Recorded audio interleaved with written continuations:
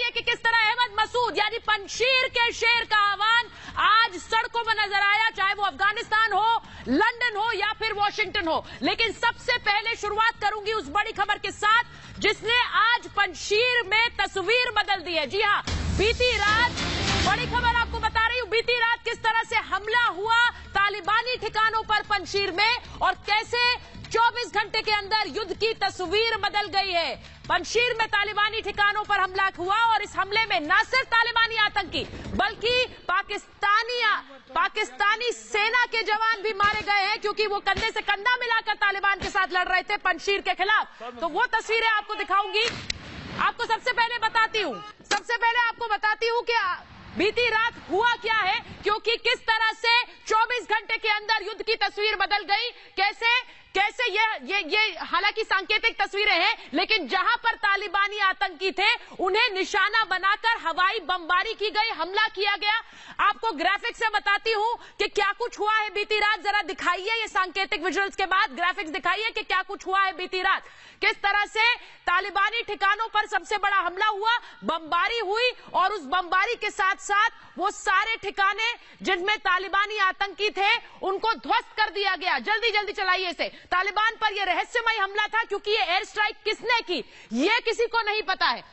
तालिबान के ठिकानों को निशाना बनाकर यह एयर स्ट्राइक की गई और अज्ञात सैन्य विमानों ने किस तरह से बम बरसाए, जिसमें तालिबान को बहुत बड़ा नुकसान हुआ है। पंशीर में तालिबान के ठिकाने उड़ा दिए गए और कैसे युद्ध की तस्वीर पिछले 24 घंटे में बदल गई है, क्योंकि पाकिस्तानी ड्रोन्स के जरिए हमला किया जा रहा था पंशीर में और उसका जवाब ये एयर स्ट्राइक्स थी। और सबसे बड़ी बात, कई आतंकियों के मारे जाने की खबर है, इसमें पाकिस्तान के सेना के लोग भी मारे गए हैं। ये सबसे बड़ी खबर है।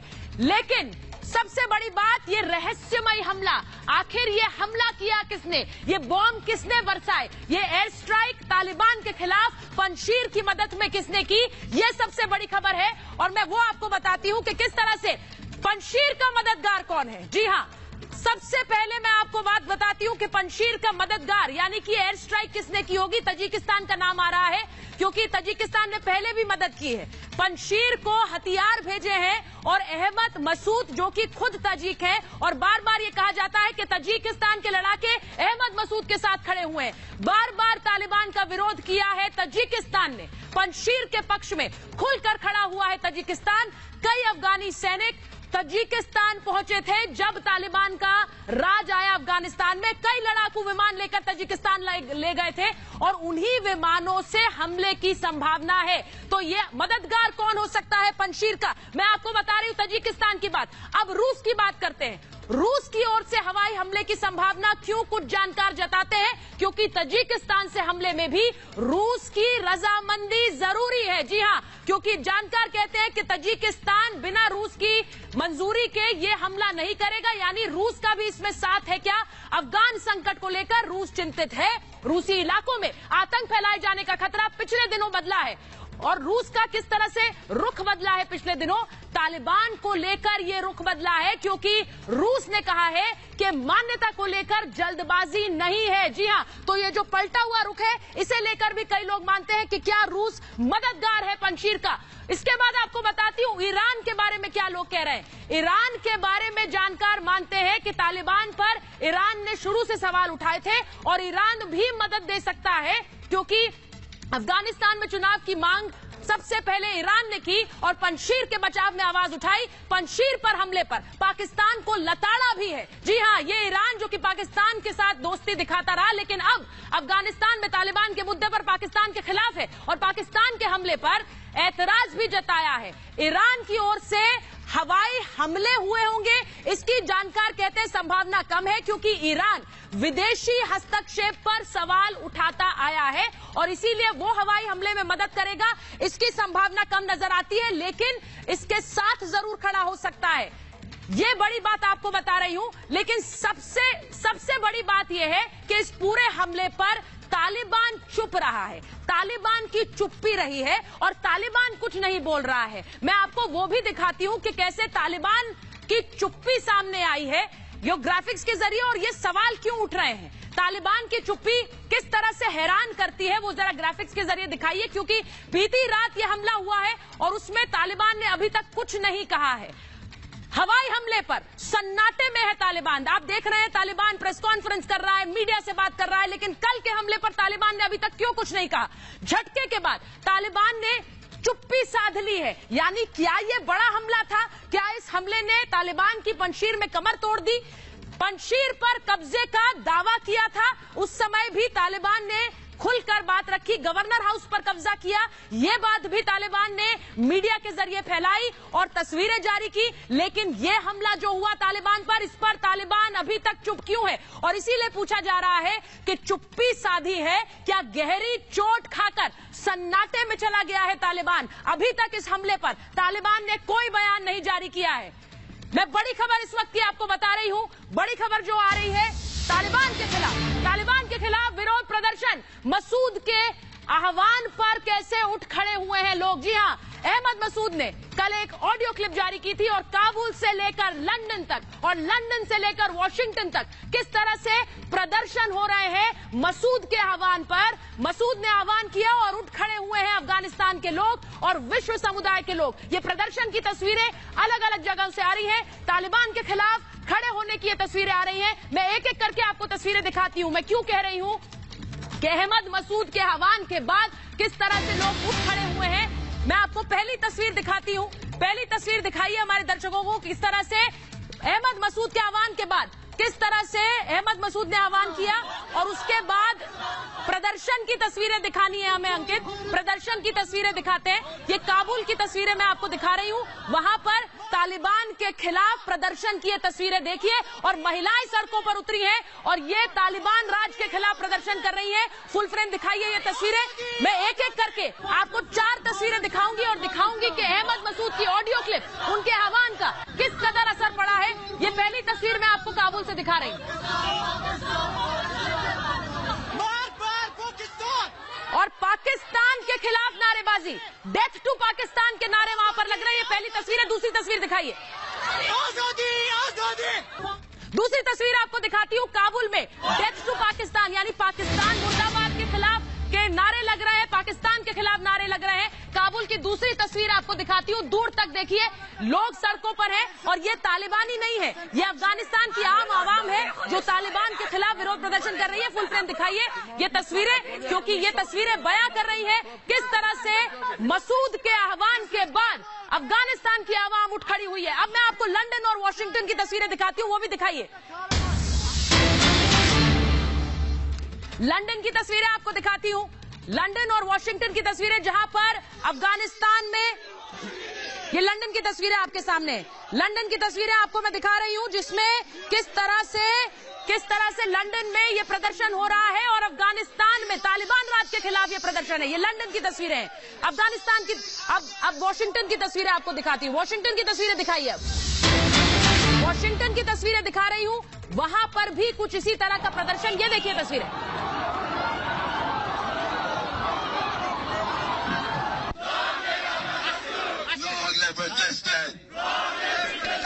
Sanction Pakistan! Sanction Pakistan! Sanction Pakistan! Sanction Pakistan! Sanction Taliban! Sanction Taliban! Long live resistance! Long live resistance! Sanction Pakistan! ये तस्वीरें दिखा रही है कि किस तरह से वॉशिंगटन तक वो तालिबान के खिलाफ जो आवाज अहमद मसूद ने उठाई है, उस आवाज का असर कैसे, उस आवाज की गूंज कैसे वॉशिंगटन तक सुनाई दे रही है। ये वॉशिंगटन की तस्वीरें, लंदन की तस्वीरें।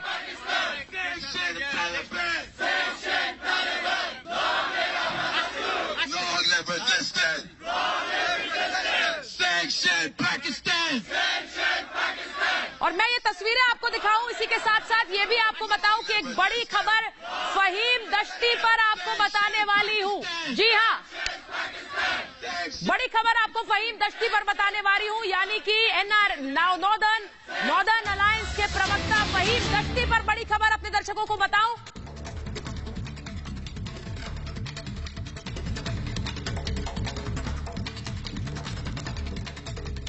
तो पाकिस्तान के खिलाफ ये बहुत बड़ा खुलासा अपने दर्शकों को बता रही हूं, फहीम दश्ती को पाकिस्तानी सेना ने मारा। जी हां, ये बड़ी खबर आपको बता रहे हैं, फहीम दश्ती को पाकिस्तानी सेना ने मारा है। पाकिस्तानी हेलीकॉप्टर से हुआ था यह हमला। ये बहुत बड़ी खबर आपको बता रही हूं, अपने दर्शकों को बता रही हूं। Northern alliance national resistance force, इनके प्रवक्ता रहे फहीम दश्ती, जो कि लगातार पंजशीर में युद्ध के हालात को लेकर मीडिया को जानकारी दे रहे थे। समय समय पर वहां पर हालात क्या है उनके बारे में बता रहे थे। पत्रकार है फहीम दश्ती, और बड़ा खुलासा यह हो रहा है कि उनको किस तरह से पाकिस्तानी बमबारी में उनकी जान गई। यानी कि रिपब्लिक आपको ये बड़ी खबर बता रहा है, पाकिस्तान के खिलाफ ये बड़ा खुलासा है, किस तरह फहीम दश्ती को पाकिस्तानी सेना ने मारा है। अब्दुल दोस्तम का भी बयान सामने आया, मैं उस पर भी जाऊंगी, और मैं ये भी बताऊंगी कि किस तरह से अहमद मसूद, अमरुल्लाह साले लगातार पाकिस्तान के खिलाफ मोर्चा खोलकर कह रहे हैं कि पाकिस्तान हमारे लोगों को टारगेट कर रहा है, और किस तरह अफगानी आवाम की आवाज दबाकर तालिबान का साथ दे रहा है। उसका एक और सबूत सामने आया है, पाकिस्तानी हेलीकॉप्टर से हमला किया गया जिसमें फहीम दश्ती मारा गया। मेरे साथ मेजर जनरल जीडी बख्शी है, मेरे साथ विंग कमांडर प्रफुल्ल बख्शी है, मेरे साथ जुड़ रहे हैं, मेरे साथ पाकिस्तान से हमारे मेहमान हैं, नदीम साहब भी जुड़ रहे हैं हमारे साथ, पीटीआई के प्रवक्ता हैं नदीम कुरैशी साहब। लेकिन मैं सबसे पहले शुरुआत आपसे कर रही हूं, जीडी बख्शी सर, ये जो बड़ा खुलासा हुआ है कि पाकिस्तानी हेलीकॉप्टर ने बम गिराया और उसमें फहीम दश्ती की मौत हुई, हैरानी तो नहीं होनी चाहिए? अफगानी आवाम के पीछे किस तरह से अफगानी आवाम के खून से सने हैं पाकिस्तानी सेना के हाथ। लो कर दो। देखिए, मैं आपको बताना चाहता हूं कि बेचारे फहीम दश्ती शहीद जो हुए हैं, ये लगातार पंजशीर से खबरें भेज रहे थे, अपने मोबाइल से भेज रहे थे। मोबाइल पे आजकल लोकेटिंग इक्विपमेंट हमारे पास है, पाकिस्तान के सबके पास है, जो कि इसको लोकेशन पकड़ सकता है। पाकिस्तान के एसएसजी ग्रुप्स ने ये लोकेशन पकड़ी, अपने JF-17 फाइटर्स को दी, जिन्होंने बड़ा प्रिसिजन गाइडेड म्यूनिशंस का इस्तेमाल करके फहीम दश्ती को मारा है, और अमरुल्लाह साले पर भी वार किया था, लेकिन वो बच गया और अब उसने पोजीशन चेंज कर दी है। हमारी इनको हिदायत होगी कि ये अपने मोबाइल से बात ना करें, रिकॉर्ड कर लें, किसी और लोकेशन से अपनी खबरें बाहर भेजें। ये सीधा पाकिस्तान का वार है, लेकिन पाकिस्तान पे पलटवार भी हुआ है। जैसे बताया गया है कि कल और आज सुबह के बीच में वहां पे फाइटर्स ने अटैक किया है। कौन से फाइटर्स हैं, किसके हैं, इस पे अभी अटकलें लगाई जा रही हैं। एक अटकल तो यह है कि तालिबान के टेक ओवर करने के पहले कई सारे अफगानिस्तान एयरफोर्स के जहाज ताजिकिस्तान पहुंच गए थे, और शायद उन्होंने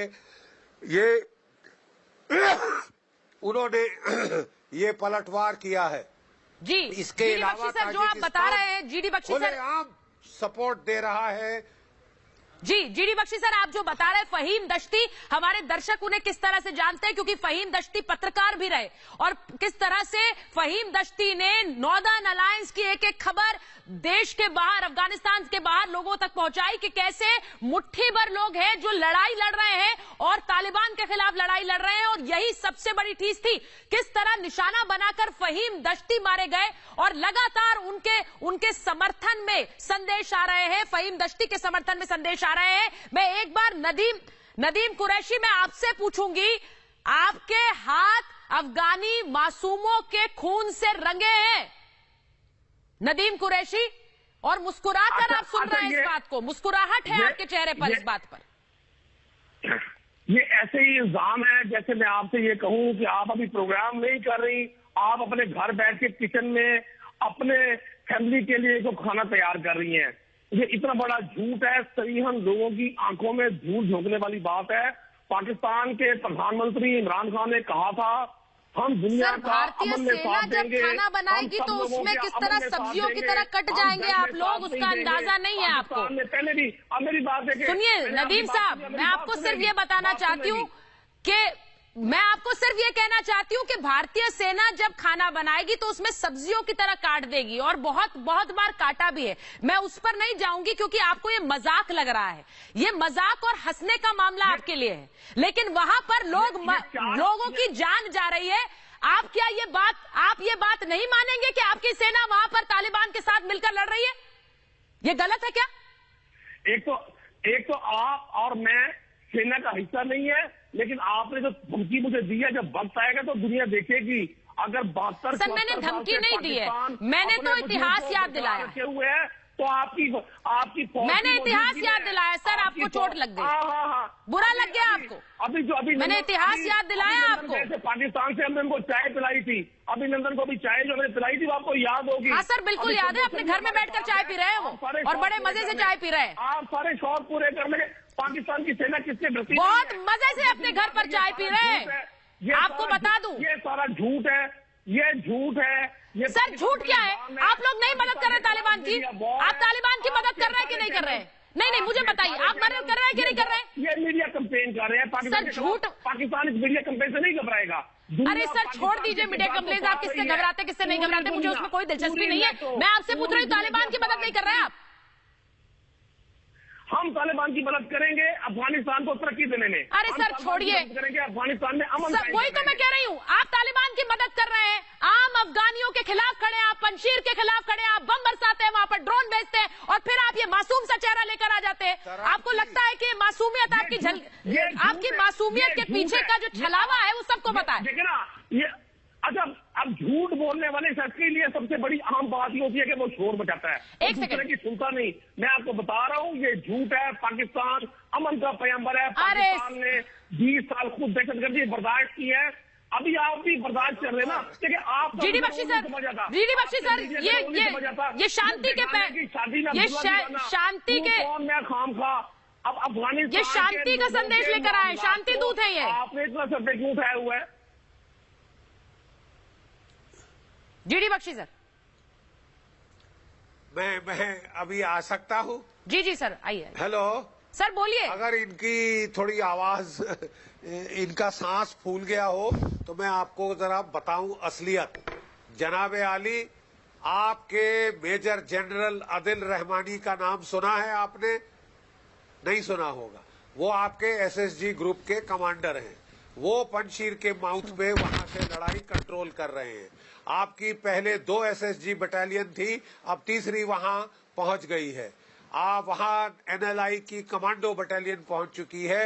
एनएलआई की 3 पलटनें और कूच कर रही हैं इस वक्त, जैसे हम बात कर रहे हैं, पंशीर के लिए। पहले आपकी एक आर्टिलरी बैटरी थी 155, फिर एक आपकी जो 105 आई, एक 130 आई, अब एक पूरी रेजिमेंट 130 की गई है। ठीक है साहब। वहां पे 4 यूए कोबरा अटैक हेलीकॉप्टर्स वहां लगातार वहां पे मंडरा रहे हैं। आपके 4 ड्रोन्स हैं चाइनीज जो वहां पे पिन पॉइंट जगह लोकेशंस ढूंढ रहे हैं। ठीक है साहब। कल आपके 11 कोर के कमांडर, ठीक है, नवाब महमूद साहब, वो वहां गए थे आगे, क्योंकि रो रहे थे आपके आदिल रहमानी साहब की ना रसद आ रही है, हमारे लिए तंबू लाओ। तो तंबू लेके वो आगे गए थे, और जो एयर अटैक हुआ है वो तंबुओं पे हुआ है। समझे आप साहब? जरा कान की मैल निकाल के सुन लीजिए। हमें मत सिखाइए, हमारी फौज को सब पता है आप क्या कर रहे हैं, किधर कर रहे हैं, और कितनी तादाद में कर रहे हैं। ठीक है साहब। आप काफी अच्छी मार खाए हैं। तालिबान वहां 1,500 से ज्यादा हलाक हो चुके हैं। आपके अपने परसों तक एक ऑफिसर, एक जेसीओ, 17 जवान आपके मारे गए थे, और कोई 25 घायल हुए थे। अभी वो नंबर ये बहुत बढ़ गया है। और वहां पर जीडी बख्शी सर जो एयर स्ट्राइक हुई उसमें भी पाकिस्तानी सेना के जो इन्होंने अपनी तरफ से भेजे थे लड़ाके वहां लड़ने के लिए, वो भी मारे गए हैं। लेकिन इफ वी नो पाकिस्तान, वो अपने लोगों को भी पहचानेगा नहीं। प्रफुल्ल बख्शी सर भी इसके गवाह है, आप भी गवाह है। प्रफुल्ल बख्शी सर, मैं आपके पास आ रही हूं, लेकिन उससे पहले एक छोटा सा एक बड़ी खबर अपने दर्शकों को बता दूं, उसके बाद मैं आपके पास आती हूं कि किस तरह से पंशीर के जो सैन्य कमांडर है, पंशीर के सैन्य कमांडर ने बड़ा संदेश भेजा है। पंशीर के सैन्य कमांडर दोस्तम का आह्वान, दुनिया से अब्दुल रशीद दोस्तम ने अपील की है कि पंशीर के साथ खड़े हो। पंजशीर के साथ खड़े होने की अपील अब्दुल दोस्तम ने की है। अब्दुल रशीद दोस्तम की अपील अपने लोगों से आई है। उन्होंने क्या कहा है मैं अपने दर्शकों को बताऊंगी कि किस तरह से अब्दुल दोस्तम वो मिलिट्री कमांडर जो तालिबान पार्ट 1 में भी थे और किस तरह से पिछले कई सालों से पंजशीर में और अफगानिस्तान में रहे हैं और तालिबान के खिलाफ भी लड़े हैं। उन्होंने कहा है संयुक्त राष्ट्र और दुनिया से उन्होंने आह्वान किया। जी हां, कल अहमद मसूद का आह्वान, आज अब्दुल दोस्तम का आह्वान। दुनिया एनआरएफ का समर्थन करे, यानी नेशनल रेजिस्टेंस फोर्स का समर्थन करे दुनिया, क्योंकि वो लड़ाई लड़ रहे हैं, पंजशीर की लड़ाई लड़ रहे हैं। खूनी घटनाओं का गवाह बना है अफगानिस्तान और ये खून कौन बहा रहा है ये भी हम जानते हैं। सैकड़ों लोगों ने जान गंवाई है। अब्दुल दोस्तम कह रहे हैं मैंने देश को प्राथमिकता दी है। अब्दुल दोस्तम कह रहे हैं ये भी बड़ी बात आपको बता रही हूं। उन्होंने एक संदेश जारी किया है और लोगों से अपील की है, यूएन से, यूनाइटेड नेशन से अपील की है और वर्ल्ड कम्युनिटी से कहा है कि पंजशीर की मदद कीजिए। और जिस तरह से कल बीती रात बमबारी हुई तालिबानी ठिकानों पर, वो सबूत है कि किस तरह पंजशीर के साथ मददगार खड़े हुए हैं। और एक और बड़ी खबर अपने दर्शकों को बता दूं जो हमारे पास आ रही है, मुझे बताई जा रही है, सूत्रों के हवाले से बड़ी खबर है। सूत्रों के हवाले से बड़ी खबर अपने दर्शकों को बताऊं, पंजशीर में 21 पाकिस्तानी सैनिक मारे गए। जी हां, 21 पाकिस्तानी सैनिक मारे गए हैं। पाकिस्तानी फौज का अफसर भी ढेर हुआ है। जी हां, 25 पाकिस्तानी सैनिक घायल हुए हैं। 25 पाकिस्तानी सैनिक घायल हुए हैं, 21 पाकिस्तानी सैनिक ढेर हुए हैं और एक मिलिट्री कमांडर भी मारा गया है इस लड़ाई में। पाकिस्तानी सेना पर भी यह हमला इसलिए क्योंकि पाकिस्तानी सेना किस तरह तालिबान से कंधा मिलाकर ये युद्ध लड़ रही थी और कैसे ये हकीकत अब सामने आ गई, क्योंकि वहां पर पाकिस्तानी फौज का अफसर भी ढेर हुआ है और पाकिस्तानी फौज के अफसर के साथ साथ 25 पाकिस्तानी सैनिक घायल हुए हैं, 21 पाकिस्तानी सैनिक ढेर हुए हैं, मारे गए हैं। और ये सबसे बड़ा सबूत है GD Bakshi sir, this is the biggest evidence, सबसे बड़ा सबूत कि किस तरह पाकिस्तानी सेना वहां तालिबान के साथ कंधे से कंधा मिलाकर पंजशीर के लोगों का खून बहा रही है। जीडी बख्शी सर, देखिए ये जो हमने दी है कैजुअल्टी फिगर बिल्कुल सही है, लेकिन ये परसों तक की है। अभी 2 रात और 2 दिन की लड़ाई के और जो इनका नुकसान हुआ है वो अभी आने वाला है, हमको मिल जाएगा कुछ समय में। लेकिन इनका बड़ा जबरदस्त इनको नुकसान हुआ है, इससे भी ज्यादा नुकसान हुआ है क्योंकि जो पेशावर का हॉस्पिटल है उससे सारे जो नॉर्मल लोग हैं जिनको मलेरिया शलेरिया है वो सब निकाल दिए गए और भर रहा है वो पेशावर का हॉस्पिटल। अब स्वात का हॉस्पिटल भी खोल दिया गया है, मिलिट्री हॉस्पिटल स्वात का, कैजुअल्टीज के लिए। बड़े पैमाने पे कैजुअल्टीज हुई है और अभी और होगी। जो एयर स्ट्राइक हुई है उसका डेटा अभी तक नहीं आया है, कि कितने इनके मरे हैं। वो तंबू जो इन्होंने गाड़े थे, जो रहमानी साहब रो रो के मांग रहे थे कि ठंड लग रही है, बाहर तंबू दो, तंबू में सो जाएं। अगर वो तंबू हिट हो गए हैं तो साहब उन तंबुओं में 11 कोर कमांडर भी था और मेजर आदिल रहमानी भी था। अगर वो गए हैं तो इससे भारी नुकसान हो नहीं सकता पाकिस्तान का। लेकिन देखते हैं अभी आगे कितना और इनको खानी पड़ेगी मार, ये तो वक्त ही बताएगा। और जैसा आप बता रहे हैं जीडी बख्शी सर, मैं एक बार प्रफुल्ल बख्शी सर के पास चली जाऊं। प्रफुल्ल बख्शी, आप जिस तरह से बमबारी हुई कल बीती रात, मैं उस पर आपके पास आऊंगी क्योंकि आप बेहतर बता पाएंगे ये बमबारी किस तरह से तालिबान के ठिकानों को निशाना बनाकर हुई। लेकिन उसके पहले ये पाकिस्तान का झूठ जो बार बार वो कहते हैं सेना को भेज दिया पंजशीर का खून बहाने। देखिए ऐसा है, ये बॉम्बिंग जो हुई है ये बड़ी नॉर्मल बॉम्बिंग है। अगर आपको ग्राउंड का टारगेट मिल जाता है तो बॉम्बिंग करने में कोई प्रॉब्लम नहीं है। और अगर उनके कोऑर्डिनेट्स मिल जाते हैं, आपका प्रेसिडेंट गाइडेड म्यूनिशन है, तो कोई प्रॉब्लम नहीं है। अब पाकिस्तानी कमांडर ने सोचा था कि ये तो कंपनी बाग में घूमने जा रहे हैं, कोई प्रॉब्लम नहीं होगी। उन्होंने कोई प्रिकॉशन नहीं लिया, कोई एयर डिफेंस प्रिकॉशन नहीं लिया। और दूसरी बात है, जब फौज आगे बढ़ती है, अगर फौज को एयर कवर नहीं होगा तो यही होगा। जैसे पाकिस्तानी टैंक लोंगेवाला में आए थे बिना एयर कवर के और सबके सब हल्लाक हुए थे। यही अभी आप डिस्क्राइब कर रहे हैं और जनरल जीडी बख्शी जो बोल रहे थे वो एग्जैक्टली वही हुआ है। कोई एयर कवर नहीं है उनको, बड़े आराम से फाइटर आए हैं, उन्होंने डिस्ट्रॉय किया है, सबके पास कोऑर्डिनेट है। क्वेश्चन ये है, जब तक आप आगे एयर स्ट्राइक तो ठीक है, पर एयर स्ट्राइक के बाद आपको ग्राउंड का अधिकार भी लेना पड़ेगा। क्या आपकी आर्मी बढ़ रही है? इस समय पाकिस्तान की आर्मी की प्रॉब्लम शुरू हो गई है और पाकिस्तान की आर्मी अब अपने जो मृतक गिन रही है और अपने जो वुंडेड गिन रही है, उसके साथ में अब पाकिस्तान की अंदर जो क्वेश्चन एंड आंसर्स होंगे और इस समय जनरल बाजवा के ऊपर बहुत जरूर प्रेशर पड़ेगा जबरदस्त कि ये क्या आप कर रहे हैं। ये कोई ऐसा खेल थोड़ी है तमाशा कि आपने इतने लोग मरवा दिए हैं, तो ये सारा का सारा होगा। अब चाइना जो है वह वेट कर रहा है, चाहे जितने फाइनेंस दे दे। चाइना को पता है कि रशिया अभी ताजिकिस्तान को सपोर्ट कर रहा है। इस समय चाइना भी बड़ी सोच के अपने कदम उठाएगा और पाकिस्तान को अपनी गलती का एहसास हो गया है कि मैंने ऐसी जगह पे I have bitten more than I can chew. बस अब ये प्रॉब्लम आ रही है पाकिस्तान को और इसको पता चल गया है कि जब तक मेरा एयर डिफेंस कवर नहीं होगा, मैं ऐसे इम्प्यूनिटी के साथ अटैक नहीं कर सकता। वो कर रहा है, बात आगे बढ़ेगी, मुझे पता है। और ये ना हो कि कहीं अमेरिका भी दखलंदाजी करे। अगर अमेरिका ने दखलंदाजी करी, मैं एक बार नदीम कुरैशी से पूछ लेती हूँ, प्रफुल्ल बख्शी जी, मैं एक बार नदीम कुरैशी से पूछ लेती हूँ, इन पाकिस्तानी सैनिक जो मारे गए हैं, इनको अपना नाम देंगे या फिर ये भी ऐसे ही जाएंगे? जैसे आपने कई बार कारगिल में अपने सेनाओं को नहीं पहचाना, इनका भी वही अंत है। तात्सुब ना बरतिएगा, मेरी बात सुनिएगा, मेरी बात सुनने का हौसला भी रखिएगा। बख्शी साहब भी सुने और आप भी सुनिए। जो आप बाइक रेस करती है, बात नहीं सुनती। पहली बात तो है, प्रोग्राम ख्वाहिशात पर नहीं हुआ करते।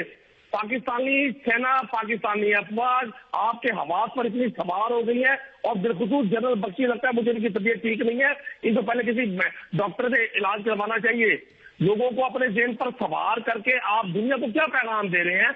आपका रोल क्या अफगानिस्तान में? बेगाने की शादी में अब्दुल्ला दीवाना, तू कौन मैं खाम खा। अब भाई आप लेकिन ना मेरी बात सुने, मेरी बात सुने। आप कैसे गाजर मूवी की तरह काट देंगे? का जो बात है ना, ये आप अपने तक रखिए। नहीं।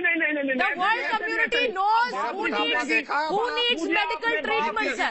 The entire world community knows who needs medical treatment. इस तरह की बेहूदी बात, सर।